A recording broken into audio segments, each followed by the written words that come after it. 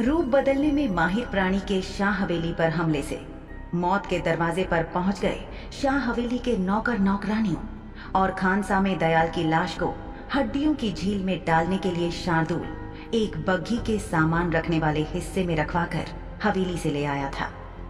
और अब वो शिजा के साथ एक बड़ी चट्टान पर खड़ा अपने कारिंदों को काम करते हुए देख रहा था। इसी काम के बीच में उसके और शिजा के बीच में बातचीत भी चल रही थी। शार्दुल ने शिजा को हड्डियों की झील के इतिहास के बारे में बताया कि बड़े अपराधियों जिन्हें मृत्यु दंड दे दिया जाता था, उनकी लाश इसी झील में फेंक दी जाती थी। इसके अलावा वो गरीब लोग जिनके अंतिम संस्कार का इंतजाम पैसे की कमी की वजह से नहीं हो पाया करता था, उनके शवों को भी इसी झील में जल समाधि दी जाती थी। शिजा और शार्दुल की बातों का रुख जब दयाल की तरफ हुआ तो शिजा को पता चला कि दयाल ने अपनी बहन की इज्जत बचाते हुए अपने चाचा का खून कर दिया था और इसी वजह से उस पर परिषद की अदालत में मुकदमा भी चला था। शार्दुल ने उसे वहां गवाह और सबूत पेश करके बचाया था और उसके बाद से वो हमेशा शार्दुल शाह का विश्वास पात्र रहा। हालांकि बहरूपिये की साजिश की वजह से दयाल को दिल का संक्रमण हो जाने के कारण उसका दिल भ्रष्ट हो गया था और ऐसे में उसका जिंदा रहना उसके साथ साथ दूसरे लोगों के लिए भी खतरनाक हो सकता था। इसलिए शार्दुल को उसे मारना पड़ा।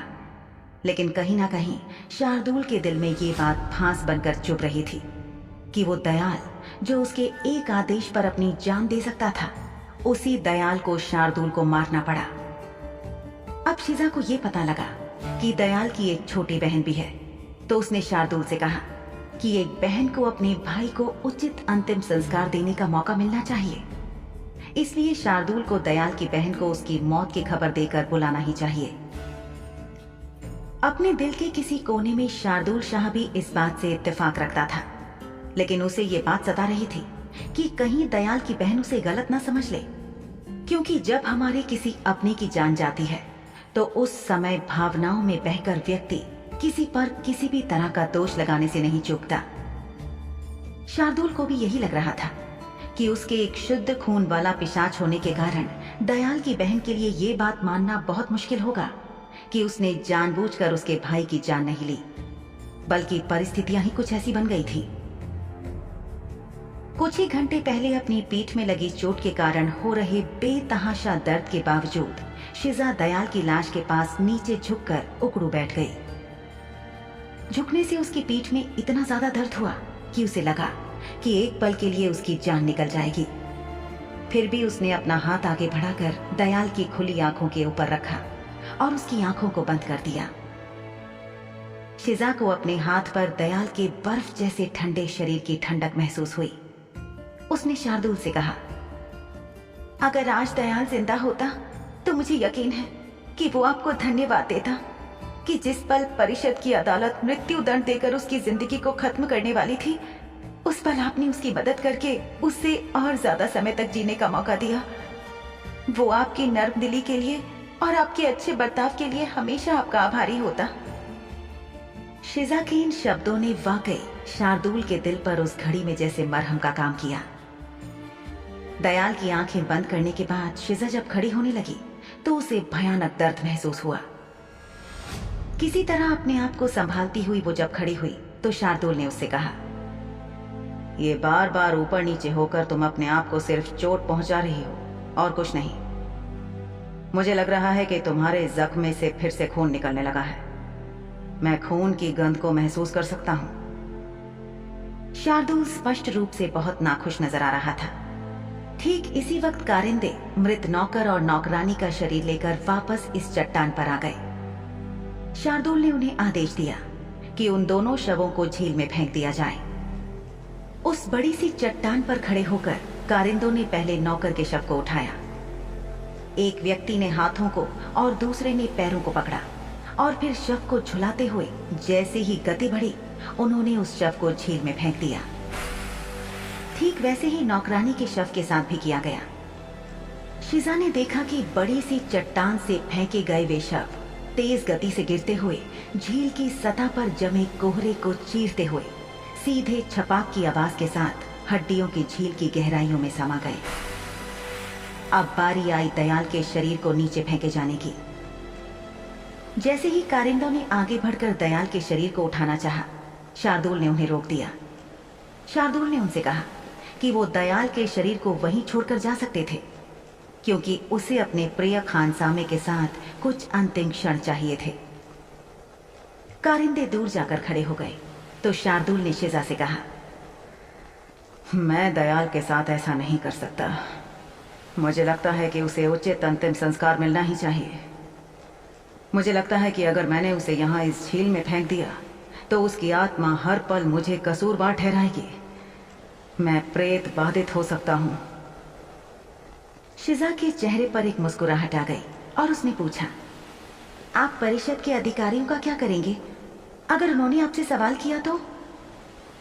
शार्दुल अपना गम भुलाकर पुराना शार्दुल बन गया और अपने चिर परिचित अंदाज में बोला, उन अधिकारियों को भाड़ में जाने दो, दयाल ज्यादा जरूरी है। शार्दुल शाह ने अपना हाथ ऊपर उठाकर उसे लहराकर कोचवान को एक इशारा किया। अपने मालिक के इशारे को समझकर कोचवान बाकी कारिंदों को लेकर चट्टानी रास्ते से नीचे उतरता हुआ बग्गी के पास जाकर खड़ा हो गया और मालिक के अगले आदेश का इंतजार करने लगा। अब उस बड़ी सी चट्टान पर केवल उसके मालिक शार्दुल शाह साहब अपनी गुलाम शिजा के साथ खड़े थे और उस चट्टान पर खानसामे दयाल का शव था।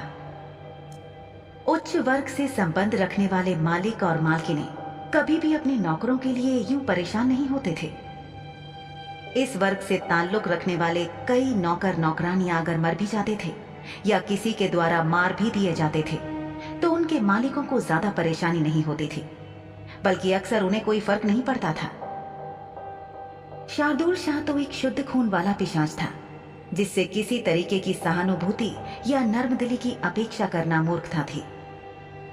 मृत लोगों के शरीरों को अक्सर हड्डियों की झील में फेंकने के लिए यहाँ लाया जाता था और सब लोग ये बात जानते थे कि ये जगह एक तरीके का कब्रिस्तान थी। इसके साथ साथ ये जगह अपने गुनाहों से बचने का एक कारगर तरीका भी थी। अगर कोई व्यक्ति किसी की हत्या कर देता था तो लाश को यहाँ फेंक कर मामले को आसानी से शांत किया जा सकता था। इससे सबूत तो खत्म हो ही जाते थे, साथ ही साथ लाश को ठिकाने लगाने की मेहनत से भी आसानी से बचा जा सकता था। वो मनुष्य जो किसी की हत्या करने के बाद पकड़े जाते थे और फिर उन्हें सजा मिलने वाली होती थी, उन्हें मृत्यु के बाद यहाँ डालने से शुरू हुई परंपरा आज तक बदस्तूर जारी थी। पहले पहल सिर्फ अपराधियों की लाशें ही यहाँ डाली जाती थीं, लेकिन धीरे धीरे गरीब लोग अपने रिश्तेदारों के शव यहाँ डालने लगे और उसके बाद अपने पाप छुपाने के लिए और सबूत मिटाने के लिए कुछ लोग मारे गए लोगों की लाशें भी यहाँ डालने लगे। मनुष्य अक्सर किसी की हत्या के लिए पकड़े जाने और दंडित होने से डरते थे, जबकि उनकी हड्डियों की झील के प्रति अपनी धारणा भी थी। वे उन उच्च लोगों की तुलना में अधिक अच्छा व्यवहार करते थे जो जानते थे कि कुछ गलत करके उसके अंजाम से कैसे बचना है। समस्या तब होती थी जब मारा गया व्यक्ति उच्च समाज से संबंध रखता हो। निम्न समाज के लोग जो गरीब थे और जिनकी कोई हैसियत नहीं थी, कभी ज्यादा मायने नहीं रखते थे। उनके जीने मरने से किसी को बहुत ज्यादा फर्क नहीं पड़ता था। शार्दुल ने नीचे नजर डाली तो पाया कि कोचवान और कारिंदे मुस्तैदी से बग्घी के पास खड़े थे। उच्च वर्ग के कर्मचारियों के तौर तरीकों के मुताबिक उनकी पीठ शार्दुल की तरफ थी। वे लोग दरअसल इंतजार कर रहे थे कि अपने सबसे विश्वास पात्र और प्रिय कर्मचारी दयाल के पार्थिव शरीर के साथ कुछ पल एकांत में बिताने के बाद उनके मालिक शार्दुल शाह साहब खुद ही उसे अंतिम अलविदा देंगे और शव को नीचे झील में फेंककर अपनी गुलाम के साथ नीचे आ जाएंगे। रात गहरा रही थी और हवा बहुत तेजी से चल रही थी। इस वजह से इस इलाके में बहुत ज्यादा ठंड हो गई थी और ये तेज हवा जैसे शिजा की त्वचा को काटती हुई उसकी हड्डियों तक पहुंच रही थी। उसकी पोशाक की बाहें काफी छोटी थीं, जिसकी वजह से उसकी बाहों पर रोंगटे खड़े हो गए थे। उसके हाथ बहुत ज्यादा ठंडे थे और उसकी उंगलियां सुन्न हो गईं, लेकिन वो इस बात को अनदेखा करके शार्दुल की हालत पर ज्यादा तवज्जो दे रही थी। उसने शार्दुल की तरफ देखा, जिसने अभी कुछ ही देर पहले अपने श्रमिकों को नीचे जाने का आदेश दिया था। शार्दुल के काले बाल हवा में उड़ रहे थे और वो प्यारा लग रहा था, लेकिन साथ ही फिक्रमंद और उदास। आखिरकार वो शिजा की तरफ देखने के लिए मुड़ा और बोला कि दयाल की बहन श्यामला से काफी दूर राजपुताने में रहती है। शिजा के चेहरे पर आश्चर्य के भाव आए और शार्दुल ने उससे कहा कि वो शिजा को कोचवान के साथ घर भेज देगा। शिजा को यह बात थोड़ी अजीब लगी, क्योंकि उसे लगा था कि शायद दयाल की बहन कहीं आसपास ही रहती होगी और उसने पक्का इरादा कर लिया था कि वो शार्दुल के साथ वहां जाएगी। लेकिन राजपुताना श्यामला से बहुत ज्यादा दूर था और ऐसे में शायद उसका जाना मुश्किल हो सकता था। फिर भी उसने शार्दुल से सवाल किया, क्या आप अकेले ही वहां जाएंगे? शार्दुल ने शिजा को समझाते हुए उससे कहा कि वो उसे नीचे तक छोड़कर आएगा और कोचवान उसे संभाल कर हवेली वापस ले जाएगा। शिजा के चेहरे पर मायूसी देखकर शार्दुल ने कहा, देखो, मेरे पास दयाल की लाश को बग्घी में राजपुताने तक ले जाने का समय नहीं है। बग्घी से वहां पहुंचने में 2 से 2.5 दिन का समय लगेगा और तब तक उसकी लाश सड़कर खराब हो जाएगी। उससे इतनी बदबू आने लगेगी कि उसके आसपास खड़े होना भी मुश्किल हो जाएगा। मेरी पिशाची क्षमता का उपयोग करके मैं उसे वहां ले जाऊंगा, लेकिन दूरी की वजह से बहुत ज्यादा ऊर्जा और खून की खपत होगी। अगर उसकी लाश के साथ तुम्हें भी लेकर जाता हूं तो दुगनी ऊर्जा लगेगी और फिर मुझे वहां से तुम्हें लेकर वापस भी आना होगा। अगर कोई खतरा सामने आता है तो उससे लड़ना भी होगा। इसलिए मेरी बात मानो और तुम शाह हवेली में ही रुककर मेरा इंतजार करो। वहां तुम सुरक्षित रहोगे और मुझे भी फिक्र नहीं रहेगी। शिजा ने पलकें झपकाकर अपना सिर यूं नीचे झुकाया जैसे कि वो सारी बात समझ गई हो। फिर उसने शार्दुल से कहा कि ठीक है। इसके बाद खुद को समझाने के लिए उसने मन में सोचा कि वैसे भी वो दयाल के उतने करीब नहीं थी जितना कि शार्दुल उसके करीब था। शाह हवेली में रहने वाले बाकी लोगों की तुलना में दयाल बहुत शांत और दयालु था, इसलिए शिजा को उसके लिए बहुत ज्यादा बुरा लग रहा था और सहानुभूति हो रही थी। शिजा को सहारा देकर शार्दुल उसे वापस नीचे वहां ले गया जहां बग्घी के पास नौकर और कोचवान इंतजार कर रहे थे। उसने कोचवान को आदेश दिया कि वो हिफाजत से शिजा को शार्दुल वाली बग्घी में बैठाकर वापस शाह हवेली ले जाए, क्योंकि शार्दुल को किसी काम से कहीं और जाना था और वो बाद में आने वाला था। कोचवान ने अदब से सिर झुकाकर अपने मालिक के आदेश को सुना और फिर बग्घी का दरवाजा खोलकर एक तरफ खड़ा हो गया। शिजा शार्दुल की तरफ देखने के लिए मुड़ी। वो उससे कुछ कहना चाहती थी, लेकिन उसके होंठ जैसे आपस में जुड़ गए थे और उसकी जबान से एक शब्द भी बाहर नहीं निकल सका। शार्दुल की गहरी आंखों में देखते हुए उसका चेहरा भावहीन हो गया और वो नजर उठाकर पलटी और बग्घी में सवार हो गई।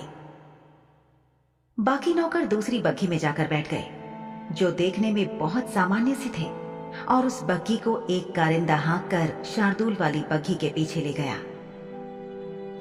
शार्दुल ने कोचवान को इशारा किया और वो अपनी जगह पर बैठकर बग्घी को वापस ले चला। उसके पीछे पीछे दूसरी बग्घी भी शाह हवेली के लिए चल निकली। कुछ ही देर में वो दोनों बग्घियां जंगल के रास्ते शाह हवेली की तरफ जाती हुई नजरों से ओझल हो गई। शार्दुल ने एक नजर ऊपर उस चट्टान पर डाली जिस पर अभी भी दयाल का शव रखा था, और पलक झपकते ही वो उस चट्टान पर था। उसने एक नजर नीचे अपने मृत खानसामे पर डाली, जिसकी आंखें अब बंद हो चुकी थी, जिसकी वजह से उसके चेहरे की तरफ देखना शार्दुल के लिए अब कम पीड़ादायक हो गया था। वैसे शार्दुल जैसे शुद्ध खून वाले पिशाच के लिए दूसरों का जीवन ज्यादा महत्व नहीं रखता था, क्योंकि उसके पास ताकत और पैसे से लेकर अमरता तक सब कुछ था। इस धरती पर हर गुजरते दिन के साथ बहुत से लोग पैदा भी होते थे और मरते भी थे। कुछ लोग प्राकृतिक मौत मरते थे, कुछ लोग हिंसा का या बीमारियों का शिकार होकर मर जाया करते थे, लेकिन मौत रोज की बात थी। क्या शार्दुल शिजा की बात मानकर दयाल की बहन को उसकी मौत की सूचना देगा?